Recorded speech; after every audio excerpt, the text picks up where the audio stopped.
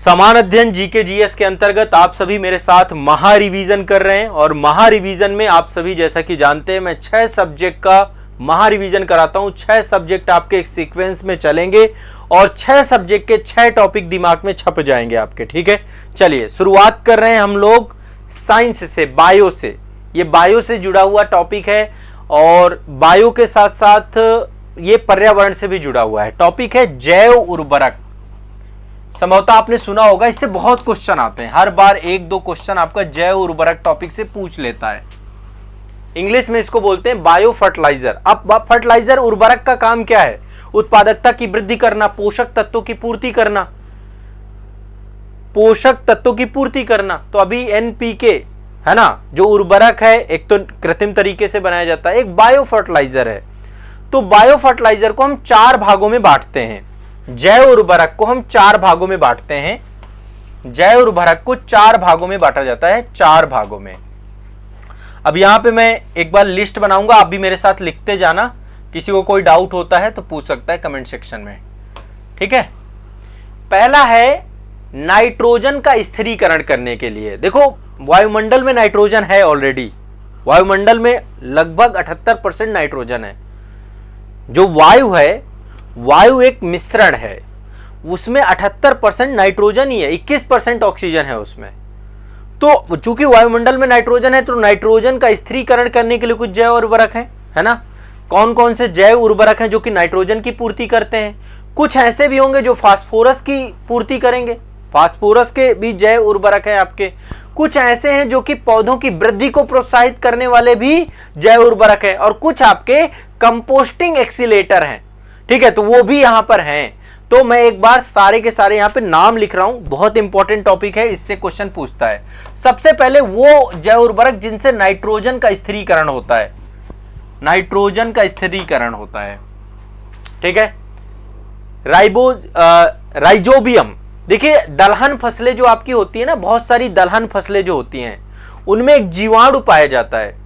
ठीक है, वो वायुमंडल की नाइट्रोजन को क्या करता है, उसमें आपको पता है दलहनी फसलों में जो जड़ होती हैं उनमें आपका सहजीवी संयोजन करते हैं ये जीवाणु, उनके साथ रहते हैं और वायुमंडल की नाइट्रोजन का स्थिरीकरण करते हैं, उसको अमोनिया में बदलते रहते हैं। अमोनियम आयनों के रूप में नाइट्रोजन जीवाणुओं के द्वारा ग्रहण किए जाते हैं, नाइट्राइट और फिर नाइट्रेट बना करके उनको परिवर्तित कर दिया जाता है। तो मृदप और पादप जो है, पहले तो देखो क्या बनता है, वायुमंडल से नाइट्रोजन लेकर के उसको क्या बनाते हैं, अमोनिया में बदलते हैं।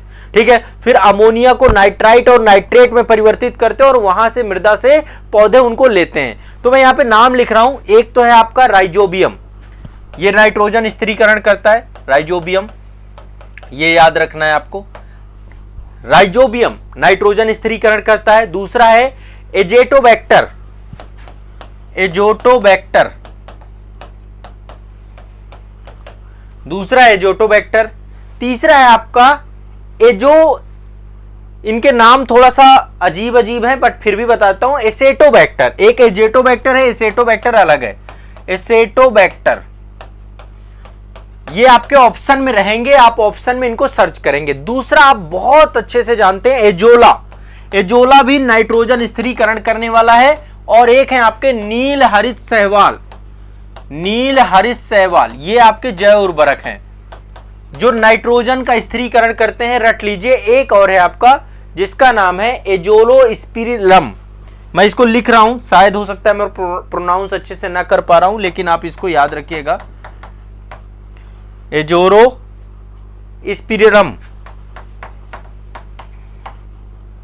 एजोलोस्पिरिलम। ठीक है, एक ये आपके टोटल नाइट्रोजन का स्थिरीकरण करते हैं, राइजोबियम, एजेटोबैक्टर, एसेटोबैक्टर, एजोला और ब्लू ग्रीन हेल्गी, जो नील हरित शैवाल हैं, ये भी आपके जो है करते हैं। घर पे देखते हैं ना काई वगैरह लग जाती है, काई वगैरह, वो ब्लू ग्रीन हेल्गी है आपका। ठीक है, वो भी आपका करता है। और एजेलोस्पिरिलम ये भी आपका करता है। ठीक है, इसके बाद दूसरे हैं फास्फोरस का स्थिरीकरण करने वाले, फास्फोरस का स्थिरीकरण करने वाले। फास्फोरस का स्थिरीकरण करने वाले कौन कौन से हैं? एक है आपका स्यूडोमोनास, स्यूडोमोनास का पूरा है बैसिलस स्यूडोमोनास, बैसिलस स्यूडोमोनास। ठीक है, बैसिलस स्यूडोमोनास। दूसरा है आपका एस्परजिलस, एस्परजिलस, एस्परजिलस, ये फास्फोरस के स्थिरीकरण करने वाले दो आपके जैव उर्वरक हैं। ठीक है, इसके बाद अगला है आपका पौधों की वृद्धि को प्रोत्साहित करने वाले राइजोबैक्टीरिया होते हैं आपको। एक है आपका स्यूडोमोनास, स्यूडोमोनास प्रजाति का ही आपका होता है। तो पौधों की वृद्धि को बढ़ाते हैं ये, पौधों की वृद्धि, पौधों की वृद्धि को बढ़ाते हैं। और इसमें भी क्या होते हैं आपके राइजोबैक्टीरिया होते हैं, राइजो जीवाणु होते हैं जिनको हम बोलते हैं राइजोबैक्टीरिया, राइजोबैक्टीरिया, राइजोबैक्टीरिया, इसको स्यूडोमोनास कहते हैं। क्या नाम है?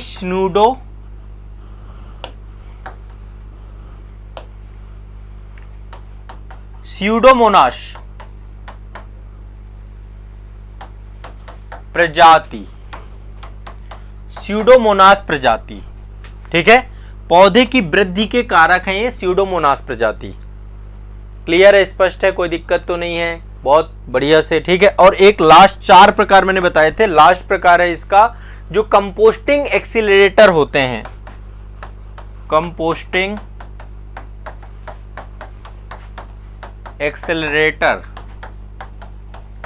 जो कंपोस्टिंग गति को बढ़ा देते हैं। एक है आपका ट्राइकोडर्मा, ट्राइकोडर्मा।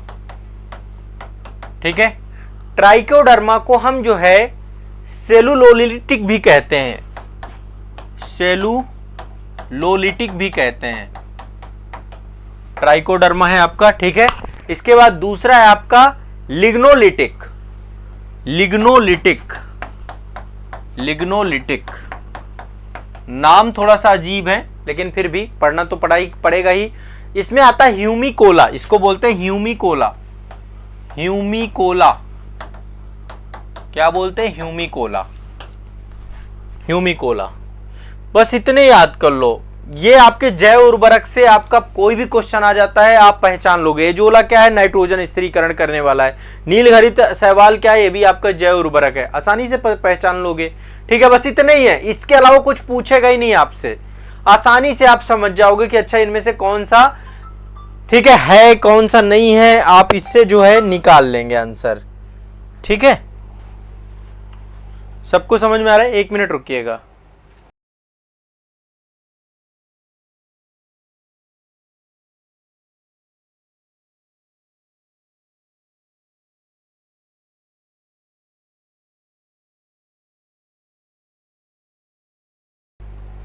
चलिए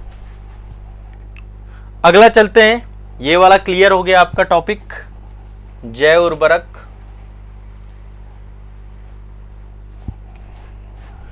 अब आ जाते हैं इकोनॉमी में, आ जाते हैं अर्थव्यवस्था से। आज मैं आपको अर्थव्यवस्था में कोर सेक्टर के बारे में बताने वाला हूं। इकोनॉमी से आपका जो है कोर सेक्टर से भी क्वेश्चन कई बार पूछे जा चुके हैं और मुझे पता है कि आप में से बहुत सारे लोगों को कोर सेक्टर के बारे में जानकारी नहीं होगी। कोर सेक्टर क्या है, किसका क्या भारांश होता है, किसका भारांश ज़्यादा होता है, किसका भारांश कम होता है, इससे भी क्वेश्चन आपका आता है। भाई बहुत सिंपल सा, लेकिन ये है कि आपका एक टॉपिक क्लियर हो जाएगा इससे पूरा। देखिए कोर सेक्टर वे कोर सेक्टर होते हैं अर्थव्यवस्था में। मैं जो बता रहा हूं आपको, कोर सेक्टर जो हमारी अर्थव्यवस्था के लिए कोर हैं, आधारभूत हैं, यानी इनके बिना अर्थव्यवस्था नहीं चल सकती है, इनको बोलते हैं कोर सेक्टर। पहली बात तो इनके नंबर्स कितने संख्या है? 8। जो हमारी अर्थव्यवस्था को चलाने के लिए सबसे आधारभूत हैं उनको हम कोर सेक्टर कहते हैं। जैसे कि कोयला, कोयला के बिना विद्युत नहीं बनेगी, सब कुछ रुक जाएगा। यदि कोर सेक्टर काम गड़बड़ हुआ सब रुक जाएगा। कच्चा तेल आपका, कच्चा तेल भी आपका क्या है? कच्चा तेल, कच्चा तेल भी आपका कोर सेक्टर है कि नहीं है? प्राकृतिक गैस क्या है आपका?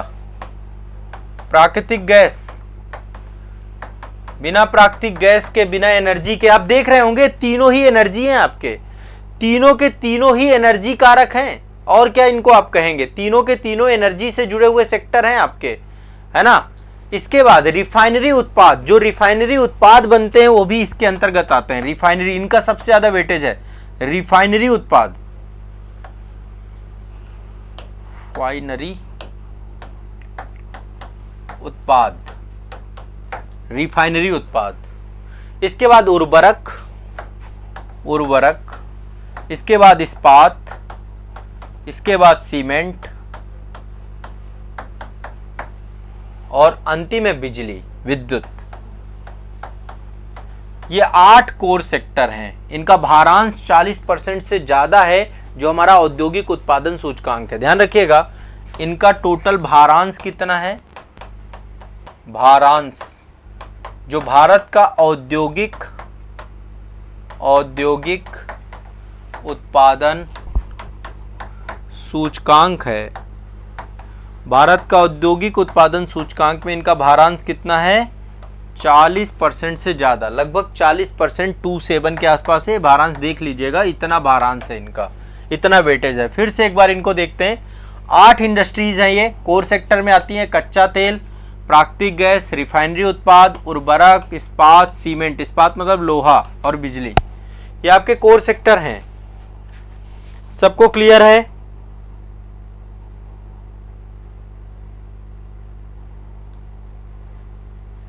सांभवी नंद जी बहुत बढ़िया, वेरी गुड। देखो मैंने मेमोरी नोटबुक के बारे में बताया था।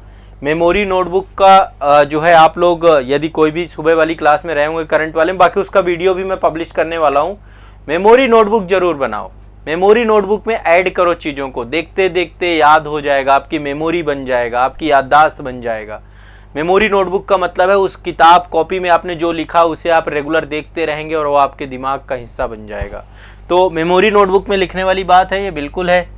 ये भी है जो मैंने जैव उर्वरक आपको बताया, वो भी आपके मेमोरी नोटबुक का हिस्सा आप बना लीजिए। वो नाम जितने खतरनाक हैं वो भी आपको काम करेंगे। तो कोयला, कच्चा तेल, प्राकृतिक गैस, रिफाइनरी उत्पाद, उर्वरक, इस्पात, सीमेंट, बिजली। अब इनके भार कैसे हैं, मतलब किसका वेटेज ज्यादा है? सबसे ज्यादा वेटेज इसका है। नंबर 1 पे सबसे ज्यादा वेटेज है रिफाइनरी उत्पाद का। रिफाइनरी उत्पाद के बाद दूसरा वेटेज है बिजली का, दूसरा वेटेज है बिजली का। तीसरा वेटेज है आपका इस्पात का। तीसरे नंबर पे आपका लोहा आता है। चौथा वेटेज है आपका कोयला का। चौथा वेटेज है, इनका सबके भार दिए गए, भारांश दिए गए।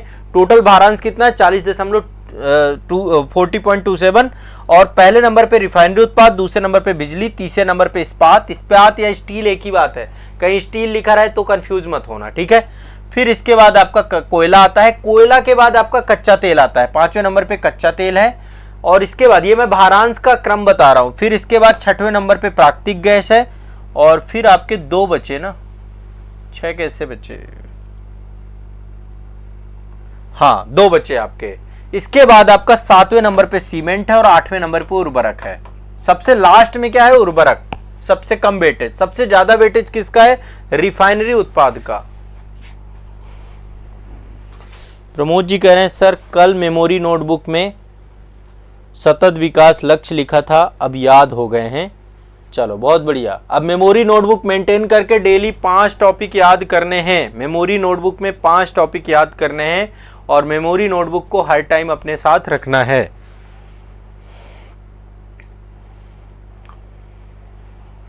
मेमोरी नोटबुक को हर टाइम अपने साथ रखना है, ठीक है। चलिए, तो ये कोर सेक्टर क्लियर हो गया। कोर सेक्टर को लेकर टेंशन तो नहीं है कोई भी? हाँ चलिए, कोई दिक्कत नहीं है। आगे बढ़ते हैं। नेक्स्ट अगला segment.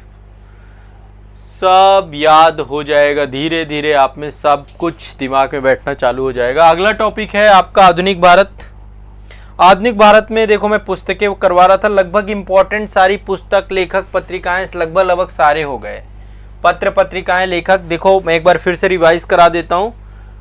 Unhappy India Lala Lajpat Rai के द्वारा लिखी गई है। केसरी बाल गंगाधर तिलक ने लिखा है। हिंद स्वराज महात्मा गांधी जी की। India wins freedom Abul Kalam Azad. New India Annie बहुत बार पूछा गया। द लाइफ डिवाइन आपका Aurobindo Ghosh. Poverty and un British rule in India Dadabhai Naoroji. Young India Mahatma Gandhi. Indian unrest Valentine Chirol. The Indian struggle Subhash Chandra Bose. The broken wings Sarojini Naidu. Rabindranath Tagore Gora और Gitanjali. The wheel of history Ram Manohar Lohia.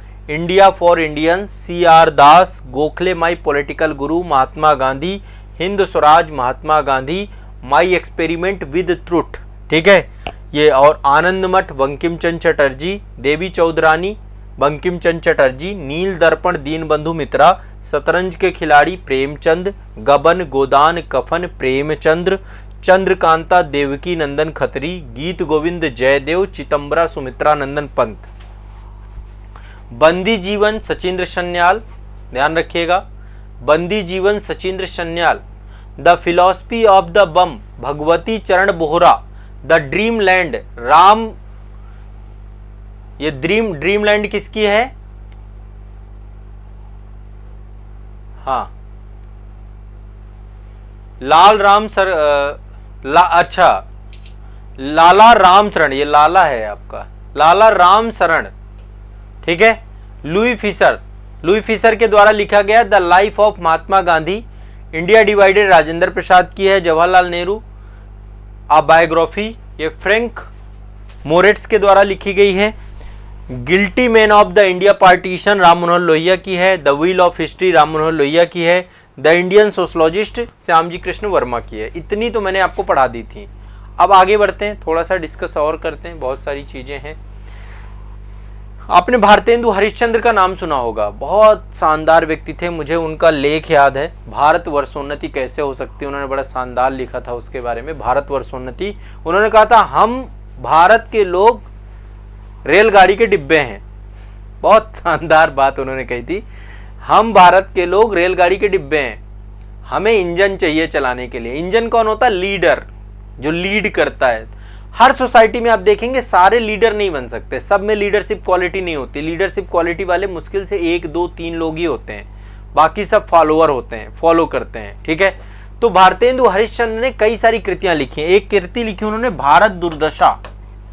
Bharat दुर्दशा, भारत दुर्दशा कृति किसकी है? भारतेंदु की। भारतेंदु आधुनिक हिंदी साहित्य का इतिहास के ये प्रणेता थे आपके, भारतेंदु हरिश्चंद्र। भारतेंदु हरिश्चंद्र, भारत दुर्दशा। एक और इनकी बहुत शानदार नाटक लिखा था इन्होंने, अंधेर नगरी चौपट राजा। आप लोगों ने एक कहानी पढ़ी भी होगी, अंधेर नगरी चौपट राजा, सब चौपट कर डाला अंधेर नगरी चौपट राजा, ये नाटक किसने लिखा है? भारतेंदु हरिश्चंद्र ने। सुब्रमण्यम भारती, ठीक है।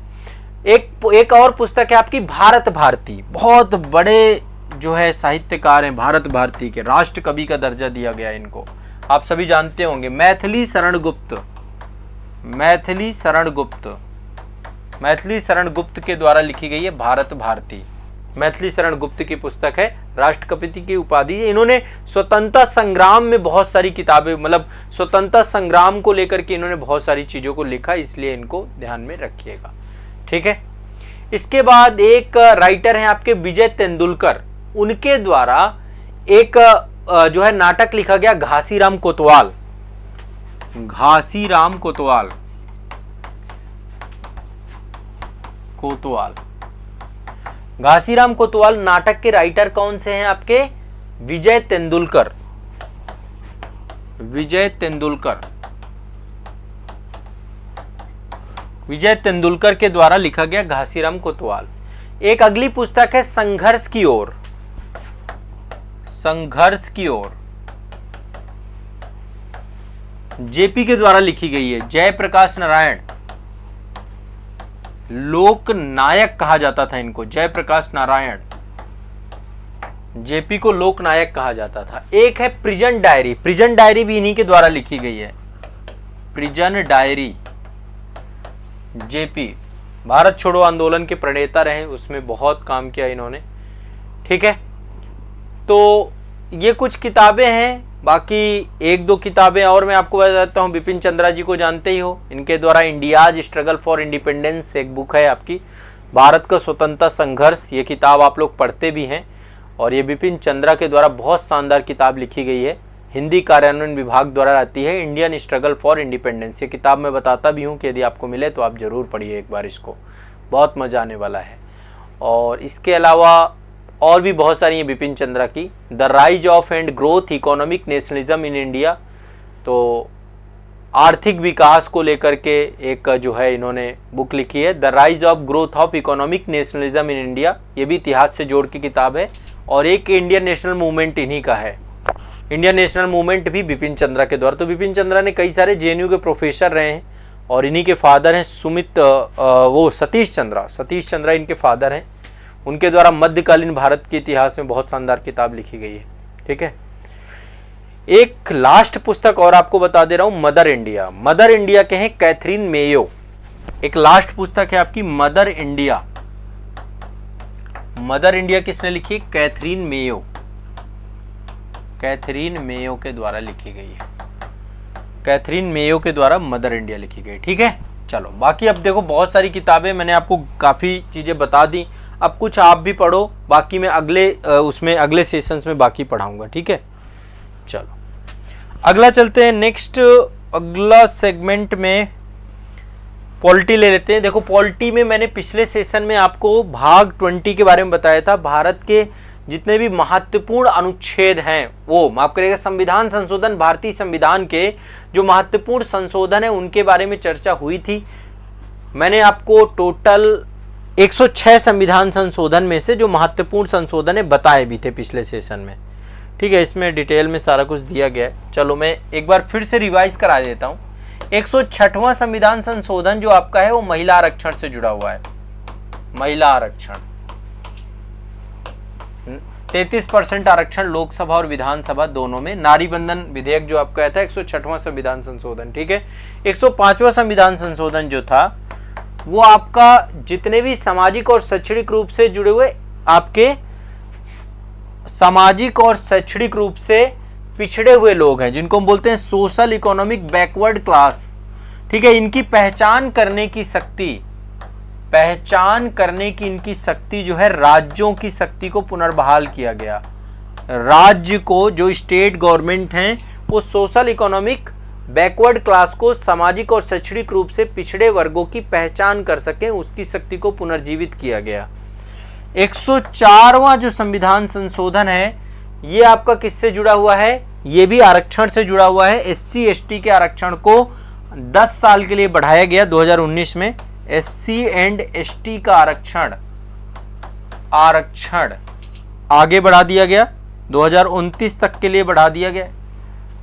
ठीक है, लगभग ये मतलब 2030 तक चलेगा, 25 जनवरी 2030 तक का है।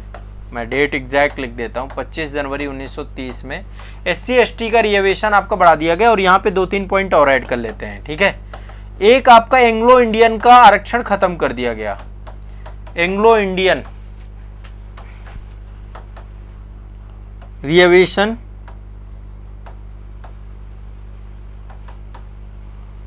खत्म कर दिया गया। एंग्लो इंडियन का रिजर्वेशन खत्म कर दिया गया। ठीक है, एंग्लो इंडियन का रिजर्वेशन 104वां संविधान संशोधन खत्म कर दिया गया।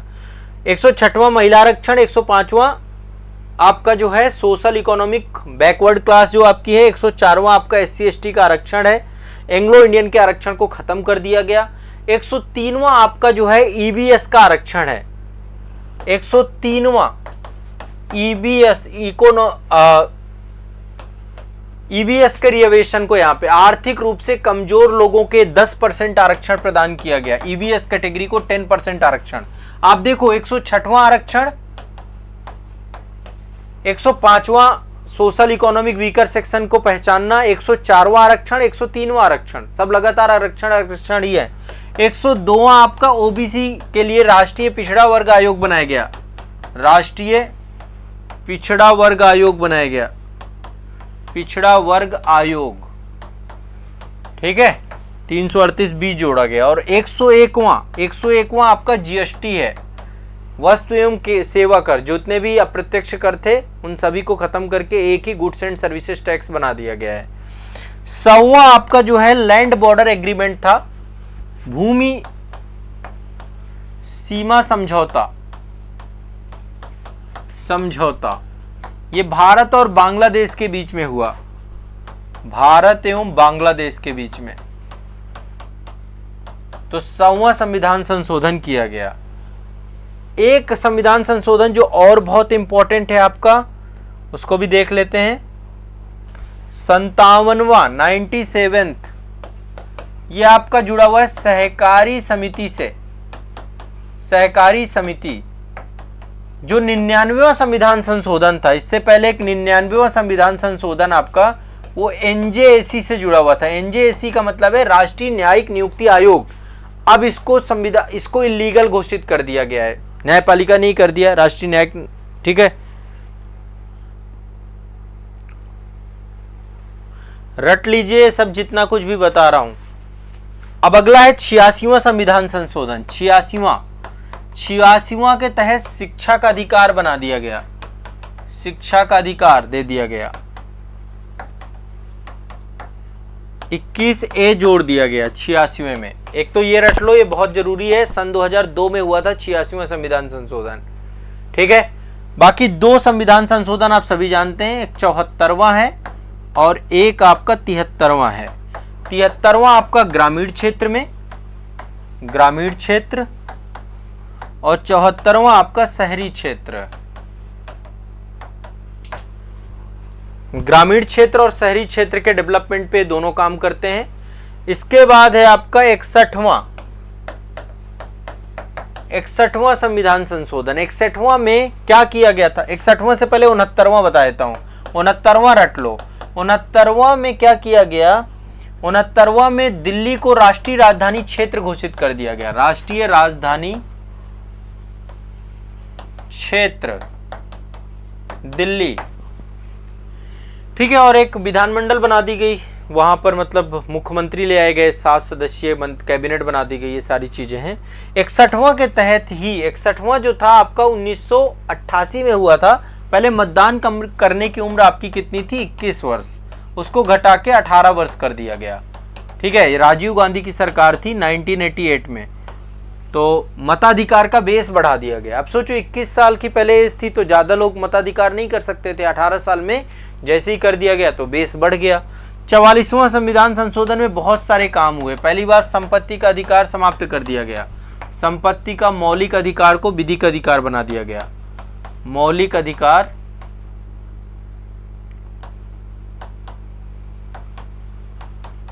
विधिक अधिकार बन गया। अब इसमें बहुत सारे बदलाव किए गए। 42वां संविधान संशोधन में जो गड़बड़ की गई थी, उस गड़बड़ को सुधारने का काम जो है 44वां में किया गया।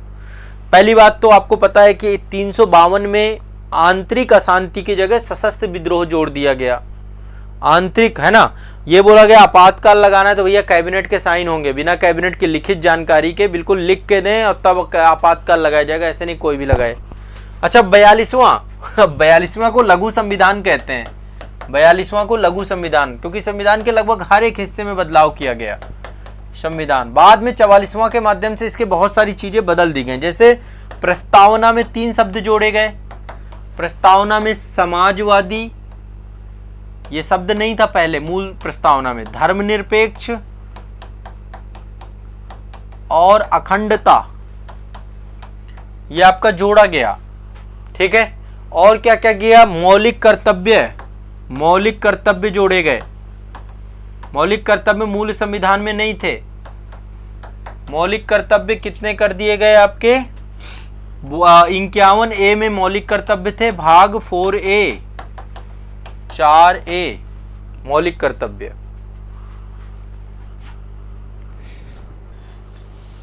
वर्ष भी बताना है कि वर्ष भी बता देते कब कब हुआ है? चलो वर्ष बता देता हूं। 42वां आपका 1976 में हुआ है, 1976, ठीक है। 44वां आपका 1978 में हुआ है। 61वां आपका 1988 में हुआ है, ठीक है। 69वां आपका 1992 में हुआ है। 69वां आपका 1992, ठीक है। 1992 में ही आपका ये लागू हुआ है पूरा का पूरा। 69वां मतलब 91-92 के आसपास है। और ये आपका 1992 पे है, ये भी आपका 1992 पे है। 73वां और 74वां, ठीक है। और 86वां आपका 2002 में है। 86वां आपका कहां पर है? 2002 में। इसके बाद 97 ये 2011 में हुआ था।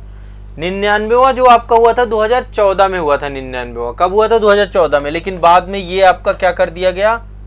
खत्म कर दिया गया, ठीक है। और 100वां जो संविधान संशोधन था आपका लैंड बॉर्डर एग्रीमेंट वाला 2015 में किया गया था। ये 100वां संविधान संशोधन 2015 में आया। 101वां आपका 2016 में आया जीएसटी सुधार वाला। 102वां संविधान संशोधन 2018 में आया आपका ये ओबीसी वाला। 103वां जो संविधान संशोधन था आपका ये ईबीएस वाला है, ईडब्ल्यूएस वाला है, 2019 में आया आपका ये। 2019 से ईबीएस कैटेगरी आपको मिली है ना। और 104वां जो संविधान संशोधन है ये 2020 में किया गया। 10 साल के लिए रिजर्वेशन बढ़ा दिया गया। 1930 लिख दिया गया मैंने, अरे भैया 2030 तक, 1930 नहीं है 2030 तक। मेरे दिमाग में इतनी डेट चल रही है, इतनी डेट्स है ना, मैं ये कई बार गड़बड़ बहुत करता हूँ। मुझे याद पता है ये चीज़, मेरे से गलती हो जाती है, आप इसको सुधार लेना। कभी भी मैं 2030 को 1930 बोल दूँ तो आप समझ जाएंगे, ठीक है। और 2021 में 105वां है और 106वां अभी आया आपका 2023 में। नई संसद बनी थी, नई संसद के साथ ही ले आए थे, बिल ले आए थे। वर्ष भी मैंने अब बता दिया, अब कोई दिक्कत नहीं होनी चाहिए किसी को भी। तो ये कुछ महत्वपूर्ण मैंने बताए हैं। अब देखो हैं तो बहुत सारे, है ना, मैं कितने आपको बता दूं, बहुत सारे हैं।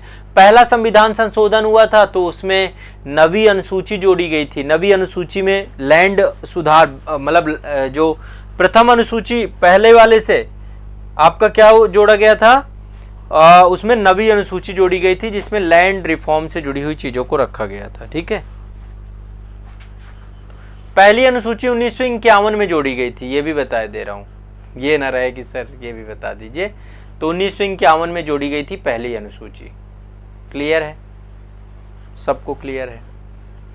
क्लियर रहना चाहिए, मैं चाहता हूँ कि चीज़ें क्लियर रहें तो ज़्यादा अच्छा है, आप में कोई भी किसी तरीके से आपको संशय ना रहे। अब चलते हैं पर्यावरण में, चलते हैं इन्वायरमेंट पे चलते हैं। पर्यावरण में देखो पश्चिमी घाट के बारे में मैंने काफ़ी कुछ आपको बताया था। मैंने आपको बताया था पश्चिमी घाट और पूर्वी घाट, है ना। देखिए एक स्ट्रक्चर समझ लीजिए, जो हमारे दक्कन का पठार है, ये जो हमारा प्रायद्वीप है ना, इसको प्रायद्वीप कहते हैं। त्रिकोणीय आकृति दिख रही है आपको, त्रिकोण दिख रहा है, 3 तरफ से पानी वाटर ने घेर रखा है। इसको हम 5 भागों में बांटते हैं। पहला आपका है ऊपर वाला, देखिए विंध्यन क्षेत्र, ये क्या है आपका विंध्यन रीजन, यहां से स्टार्ट होता है त्रिकोण, ये पूरा त्रिकोण है आपका, प्रायद्वीपीय भारत बोलते हैं इसको। तो ये पहला हिस्सा आप देखिए विंध्यन रीजन है। दूसरा आपका डेक्कन प्लेटू, इसी में सतपुड़ा भी आता है। ये है आपका पश्चिमी घाट, जो मैं आपको बता रहा हूं, ये पश्चिमी घाट है और ये पूर्वी घाट है, ठीक है। और यहाँ पे जो ये 5वां है आपका, ये प्लेन एरिया है, प्लेन एरिया है ये। प्लेन एरिया मतलब तमिलनाडु वाला क्षेत्र है, यहाँ पे प्लेन है। यहाँ से पूर्वी घाट देखो, यहाँ से खत्म हो जाता है, मिल जाता है पूर्वी घाट। पूर्वी घाट जो नीलगिरी की पहाड़ियां हैं, नीलगिरी की पहाड़ियां पर पश्चिमी घाट और पूर्वी घाट आपस में मिल जाते हैं। तो जो पश्चिमी घाट है जैव विविधता की दृष्टिकोण से बहुत ही सेंसिटिव है। अब देखो यहाँ पे पहाड़ियों से क्वेश्चन पूछ लेता है, मैं सोच रहा हूं कि मैं पहाड़ियां आपकी करवा दूं। पश्चिमी घाट की पहाड़ियां और पूर्वी घाट की पहाड़ियों का एक क्रम आपको पता होना चाहिए। सबसे पहले एक बार पूर्वी घाट में आप देखिए, कई सारी पहाड़ियां हैं आपकी, नल्ला मल्ला की पहाड़ियां, वेनुकोंडा की पहाड़ियां, पालकोंडा की पहाड़ियां, ये क्रम से हैं, सीक्वेंस से। सबसे पहले नल्ला मल्ला पहाड़ियां आती हैं, फिर वेनुकोंडा की पहाड़ियां आती हैं, फिर पालकोंडा की पहाड़ियां आती हैं, ठीक है। अब ये आपका पूरा पूर्वी घाट है, ठीक है। और ऊपर जो है आपका उत्तरी सरकार है, ये क्या है आपका उत्तरी सरकार। यहां पे उत्तरी सरकार तट है, उत्तरी सरकार, उत्तरी सरकार, सबसे पहले उत्तरी सरकार है, ठीक है। फिर आपकी नल्ला मल्ला पहाड़ियां हैं, वेनुकोंडा की पहाड़ियां हैं, पालकोंडा की पहाड़ियां, ये क्रम याद रखना। इसके बाद आपकी नीलगिरी की पहाड़ियां हैं, नीलगिरी नहीं है, माफ करिएगा, नीलगिरी नहीं है, नीलगिरी इसके बाद, नहीं नीलगिरी नहीं है। पालकोंडा के बाद आती हैं जवादी की पहाड़ियां, सेवराय की पहाड़ियां, और फिर नीलगिरी आपकी आती हैं। इसके बाद नीलगिरी आपकी आती हैं। ये क्रम से सजाने के लिए पूछ देता है। उत्तरी सरकार तट ही बोलते हैं, पूरा तट ही उत्तरी सरकार है। नल्ला मल्ला की हिल, वेनुकोंडा, पालकोंडा, फिर जवादी, फिर सेवराय, ये क्रम आपको याद रखना पड़ेगा। फिर आपकी नीलगिरी है, यहां पे नीलगिरी। यहां पे एक चीज और ध्यान रखिएगा, यहां पे है ये आपकी नागारी हिल्स। एक बार फिर से मैं बता रहा हूं, पहला आप देखिए नल्ला मल्ला की है, दूसरी है आपकी वेनुकोंडा की, तीसरी है आपकी पालकोंडा की, चौथी आपकी नागारी हिल्स। चौथी आपकी कौन सी है? नागारी हिल्स। ये क्रम लिख लो आप। फिर आपकी जावेदी की पहाड़ियां हैं, फिर आपकी सेवराय की पहाड़ियां हैं, ठीक है। इसके बाद आप देखेंगे यहां पे, तो यहां पे नीलगिरी पहाड़ियां आती हैं, फिर सेवराय के बाद आपकी है नीलगिरी पहाड़ियां, 5 के बाद 6 हो गए ना, 7 नंबर सेवराय की पहाड़ियां, ठीक है। और यहां पर सेवराय की पहाड़ियां हैं, उसके नीलगिरी के जस्ट नीचे आपकी पड़ती है अन्नामलाई हिल्स। 8 नंबर पे अन्नामलाई है। अन्नामलाई के पास ही यहां पे पलनी पहाड़ियां जो कि तमिलनाडु में प्रवेश कर जाती, 9 नंबर पलनी पहाड़ियां। और सबसे लास्ट में, सबसे दक्षिण में अवस्थित है आपकी कार्डमम हिल्स। तो कार्डमम हिल्स आपकी केरल वाले क्षेत्र में, इलायची की पहाड़ियां, इलायची बहुत होती है यहां पे। ये क्रम है जिस क्रम से क्वेश्चन आते हैं, तो क्यों ना हम क्रम को याद रखें। पहला है नल्ला मल्ला, वेनुकोंडा, पालकोंडा, नगारी हिल्स। नगारी हिल्स के बाद यहाँ पे शेषाचलम भी आता है, शेषाचलम की पहाड़ियां भी है, यहाँ पे शेषाचलम भी है। जवादी हिल्स, सेवराय पहाड़ियां, फिर नीलगिरी पहाड़ियां, फिर अन्नामलाई, फिर कार्डमम हिल्स, पलनी पहाड़ियां, ठीक है। फिर यहाँ पे वर्षनाथ पहाड़ियां भी हैं, वर्षनाथ भी हैं, दक्षिण में सबसे वर्षनाथ हैं, ठीक है। देखिए पहाड़ियां ही पहाड़ियां हैं पूरी। तो ये क्रम पूछेगा तो क्रम आपको पता होने चाहिए, मतलब इससे क्वेश्चन आता है। अच्छा एक चीज मैं आपको यहाँ पे बता देता हूँ, पश्चिमी घाट में जो अनामुडी है, यहाँ पर अनामुडी पर एक बहुत विशेष प्रकार का आपका पौधा पाया जाता है, एक फूल उगता है यहाँ पे, हर 12 साल में फूल उगता है, जिसका नाम है नील कुरंजी। ये मैंने भारत दर्शन वाले वीडियो में बताया था। एक विशेष प्रकार का आपका फूल उगता है जो हर 12 साल में उगता है, जिसका नाम है नील कुरंजी। नील कुरंजी, ये नीले रंग का फूल होता है और इसको देखने के लिए बहुत सारे पर्यटक जाते हैं। आप एक बार मेरा भारत दर्शन का वीडियो देखिएगा, अनामुडी वाला। अनामुडी वाले में मैंने नील कुरंजी के बारे में बहुत अच्छे से डिस्कस किया है। तो नील कुरंजी पाए जाते हैं, यहाँ पे नीलगिरी तहर पाए जाते हैं। नीलगिरी तहर, अभी इसको लेकर परियोजना भी तमिलनाडु गवर्नमेंट के द्वारा चालू की गई है। नीलगिरी तहर भी पाए जाते हैं यहाँ पे, नीलगिरी तहर, ठीक है। तो नील कुरंजी और नीलगिरी तहर, तो ये आपको क्लियर हो गया, इसमें कोई दिक्कत तो नहीं है किसी को।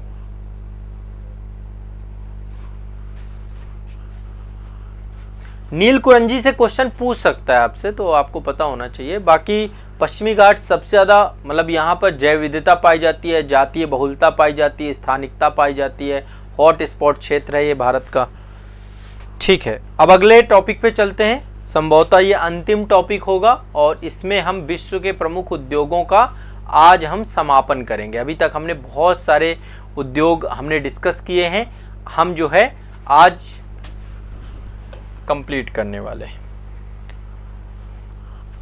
देखिए विश्व के उद्योग आपको मैंने पढ़ाए हैं, मैं एक बार रिवाइज करा देता हूं अगेन। औद्योगिक नगर, जापान का नगर है ओसाका, वस्त्र उद्योग के लिए फेमस है।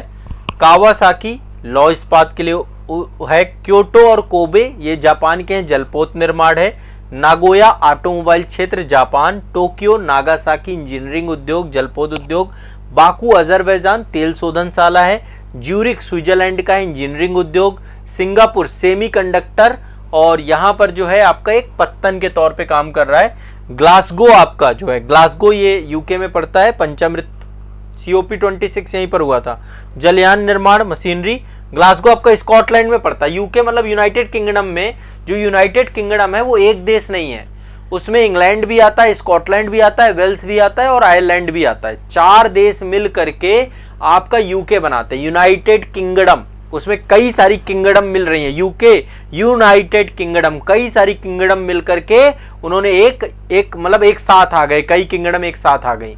ब्रिटेन में आपका आयरलैंड नहीं आता है। ब्रिटेन में कॉन्सेप्ट में इंग्लैंड, वेल्स और स्कॉटलैंड, इन तीनों को मिला दे तो ब्रिटेन बन जाता है, अन्यथा इंग्लैंड अलग है। और जो ब्रिटेन की महारानी है, महारानी ब्रिटेन की महारानी है, यूके की महारानी नहीं, यूके में भी। और अच्छा यूके में आपका उत्तरी आयरलैंड आता है, दक्षिणी आयरलैंड तब भी नहीं आता, दक्षिणी आयरलैंड अलग है आपका, ठीक है।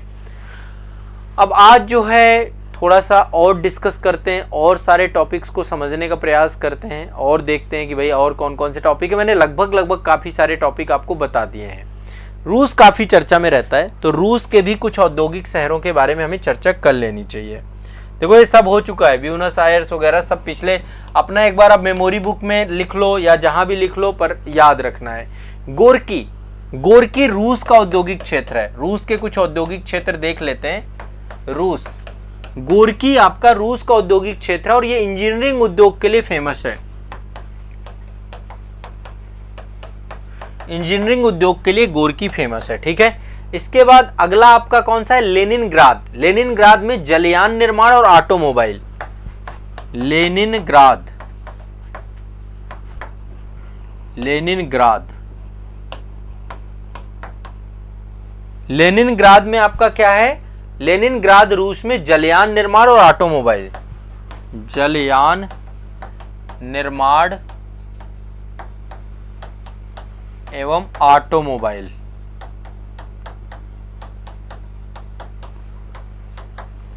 जलयान निर्माण और ऑटोमोबाइल लेनिनग्राद में है, ठीक है, ये आपको ध्यान रखना है।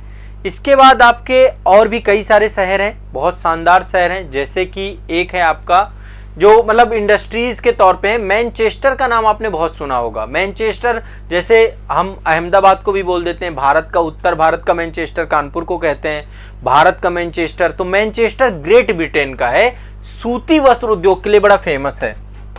मैनचेस्टर नाम आपने सुना होगा मैनचेस्टर का, ये सूती वस्त्र उद्योग है यहाँ पे उद्योग। तो भारत का मैनचेस्टर किसको कहते हैं? भारत का मैनचेस्टर बोलते हैं अहमदाबाद को। उत्तर भारत का मैनचेस्टर किसे कहते हैं? कानपुर को। ये दोनों आपको फैक्ट और याद रखना है साथ में, ठीक है। आपने बर्मिंघम के बारे में बहुत सुना होगा, बर्मिंघम पैलेस, बर्मिंघम। तो बर्मिंघम आपका ग्रेट ब्रिटेन में है, ये भी बड़ा महत्वपूर्ण शहर है बर्मिंघम। बर्मिंघम जो है आपका लौह इस्पात उद्योग यहाँ पर बहुत ज्यादा है, लौह इस्पात उद्योग के लिए फेमस है आपका बर्मिंघम शहर। यूके का ही प्रमुख शहर है। यूके का ही एक शहर है लीड्स। लीड्स में आपको पता है वहां पे बहुत बड़ा स्टेडियम भी है लीड्स में। लीड्स ये आपका ऊनी वस्त्र उद्योग के लिए फेमस है। ऊनी वस्त्र उद्योग, ऊनी वस्त्र उद्योग के लिए फेमस है। क्लियर है, स्पष्ट है, कोई दिक्कत तो नहीं है। मास्को, रूस की राजधानी है मास्को, यूरोप में पड़ती है ये राजधानी। मास्को में कई सारी इंडस्ट्रीज आपकी डेवलप हैं। मशीनरी उद्योग है, धातु उद्योग है, रसायन उद्योग है। तो रसायन उद्योग, धातु उद्योग, मशीनरी उद्योग, ये सारी इंडस्ट्रीज आती हैं, ये सारी इंडस्ट्रीज इसके अंतर्गत आती हैं, ठीक है। इसके बाद है आपका हैम्बर्ग। हैम्बर्ग जर्मनी का, शायद मुझे लगता है हैम्बर्ग डिस्कस कर चुका है। हैम्बर्ग में जलयान उद्योग है। हैम्बर्ग आपका जर्मनी में है, हैम्बर्ग। अच्छा एक काम करिएगा, देखो इतने सारे नाम, Moscow, Leeds, Birmingham, Manchester, Leningrad, जो आपको काम का, गोर्की, ब्यूनस आयर्स, क्या आप इन सबको मैप में चिन्हित कर सकते हैं? क्या आप इनको मैप में देख सकते हैं कि कहां पर कौन से शहर अवस्थित हैं? यदि आपको अपना मानचित्रण अच्छा करना है तो इन सब नगरों को जो मैंने लिखवाए, कुछ ऐसे ही नगर और इकट्ठे करो और इनको मैप में देखो, मैप में पढ़ो आप लोग, ठीक है। मैप में पढ़ोगे तो आपको और क्लियरिटी होगी, मैप में आपको चीजें और स्पष्ट होंगी, ठीक है। तो आज के लिए इतना ही रखेंगे, चलिए।